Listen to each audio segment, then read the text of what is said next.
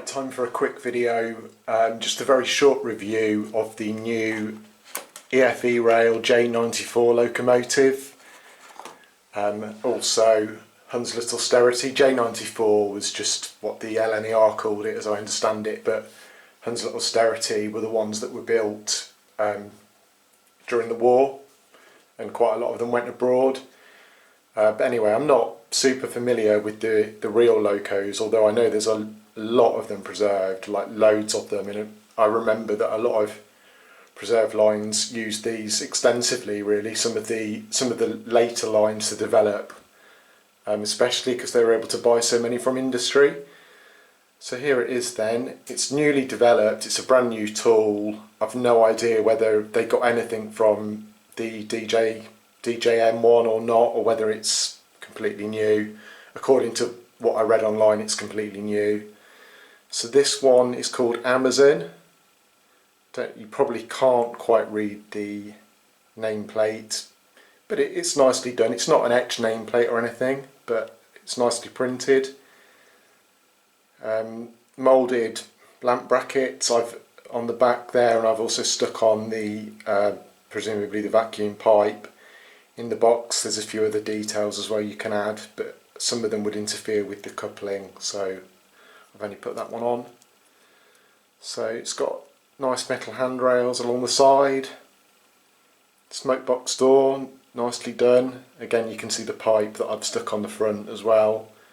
You've also got dummy couplers you can stick on it if you're only going to run it in one direction, or you're going to put it on display.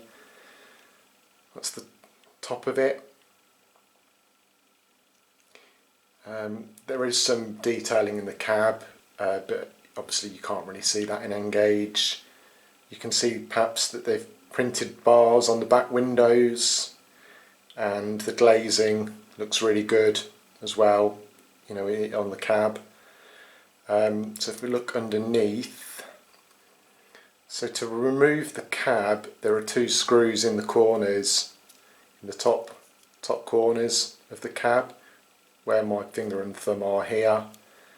Very tiny screws, as you can imagine, and once those are removed it's very easy to pull the cab off. And then in the cab you've got a 6-pin decoder socket, so you're going to need a tiny screwdriver like this, and I would recommend taking the screws out and doing it over a box or something so they don't go on the floor, and a magnetic screwdriver is going to help, especially with putting them back in. So I've fitted a Bachmann decoder. I've already put it in the locomotive because I've been running it yesterday. This is the box the decoder came in. It's 36571. It's made by Zimmo, so as I understand it, it's the same or very similar as a Zimmo MX315N. I think that's what it's called, but anyway, it's the same kind of thing, but it's absolutely tiny, and it needs to be because it's got to fit in the width of the loco at the back there. And if you put a decoder in that fits, you can see that you can see right through the cab. So obviously if you were to put a bigger decoder in and then have it going vertically, you would see the decoder more, whereas this decoder is just about on the cab floor, or at least close enough to the floor that you don't see it going along. So yeah, overall it looks nice. One thing that does bother me a little bit is, I don't know if you can tell, but the running frame is not quite level. It's a little bit curved, which is a bit annoying, but it's more noticeable when you're looking at it close up like this, or when it's lying flat on the mat like this, or in the box. Obviously when you're looking at it on your layout you're probably not going to notice it, but nonetheless they should have really got it right. I mean, I don't know why they couldn't have used plastic that didn't bend, or checked for that in the factory. So that's, I suppose, the one thing that detracts from it slightly, but it obviously looks fantastic. I mean, you can't see the pickups there, you know, you can't really, even if I tilt it at an unusual angle, you can't see the brass pickups or anything. Nice steps for the cabin at the front there as well. You can perhaps see some of the detail there on the underframe. So yeah, a good addition, a much needed one really, because the Graham Farish model was very old now, and it's a popular locomotive, and as I mentioned, there's loads of them in preservation. I can't remember how many, but I think it was 50 or more than 50 that I read that have been preserved. So anyway, let's have a look at the running characteristics. Oh, actually, before I do that, let's just show you. Probably can't see that, but there's some couplings and some other kinds of pipes that go lower down in the box. I've not fitted them because they would interfere with the coupling, and that's just the blanking plate. The instructions are brief, but don't really need them doing. That's just explaining how to take the cab off. Everything else is kind of self-explanatory really. So right, now we'll have a look at the loco in action. Right, we're round the back now in the fiddle yard, which is a bit of a mess because I'm very good at getting things out of the boxes and not so good at putting them away again. So it's running there on roughly radius 3 curves. Obviously no problem. It's a short wheelbase loco. These are medium radius points, electrofrogs. It's taken them okay. It's smooth. It's not wobbling. Nice motion. It's not kind of juddering forwards like you sometimes see. It's reasonably smooth for an Engage 060. Now it's taking the goods line, which is roughly radius 2, maybe slightly more generous. Again, that was okay, and anyway it's coming out there, no problem. I mean, I would imagine it could haul a lot longer and heavier train than this, but this is just what I've put together right now. So yeah, all in all, a nice addition from EFE Rail. Certainly looks very good. We'll have a look at the details closer up in a second. Just have one more shot of it coming round into the fiddle yard.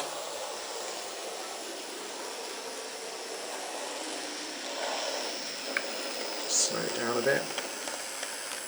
So you can see even here I'm on speed step 35 out of 128. It's running along fairly smoothly. So not too bad. Right, I've gone and got the controls. One problem with all 060s really is because they've got such a short wheelbase, you've got to have absolutely perfectly clean track. The pickups have got to be aligned perfectly, and they do tend to stall, and this is no exception. I've noticed that when it's running, it doesn't stop on the points at all. It's fine, it's relatively smooth, it doesn't wobble. However, if you stop it for a few minutes or less and want to change direction, it won't start off without giving it a push, and the track is clean here. So I've put it to go forward. I've got it on speed step 60, but nothing's happening. So what I'll have to do is give it a push just to get it started. So it's probably the pickups that need adjusting, and you can see it's off there. Just slow it down a bit. So we'll just try bringing it back now slowly. So I've said this before, but basically Bachmann, Graham Farish, they need to innovate more by putting a stay alive in 060 locomotives. The Engage Society did it in their Hunslet shunter, which you might be able to pick out in the background. So if the Engage Society could do it, there's no reason at all why a large manufacturer such as Bachmann can't do it. Clearly it would need to be very small, but even just 1 or 2 seconds of power in a tiny capacitor would be good. And I'm probably going to pay somebody to put a stay alive in it. I'd rather have it reliable at starting and stopping. You see, again, I'm trying to now go forwards and it's stopped. I'd rather have it reliable but not have a completely see-through cab than having to push it all the time to start. That's just my own experience. Maybe some of you can get them going so that you don't ever have to push them. But this one again is stalled. So yeah, that is very annoying, and you'd think they'd be able to sort it by now, because especially for new people into the hobby, they want a train that is going to be reliable. They don't want the frustration of having to push it. Now I've got electrofrog points. You know, some people that are perhaps newer to the hobby will only have isolated isofrog points and things like that. So, you know, to get more play value out of it, and to avoid the frustration, and to encourage people to build shunting layouts as well, Bachmann really need to kind of up their game with that. You see other manufacturers now putting stair lives even in things that don't really need them, like Accurascale have put stair lives in a lot of their locos recently, I notice. But also Roco and Pico in Europe, Pico with an I in Europe, do the same. So again, it's stalled here on changing direction.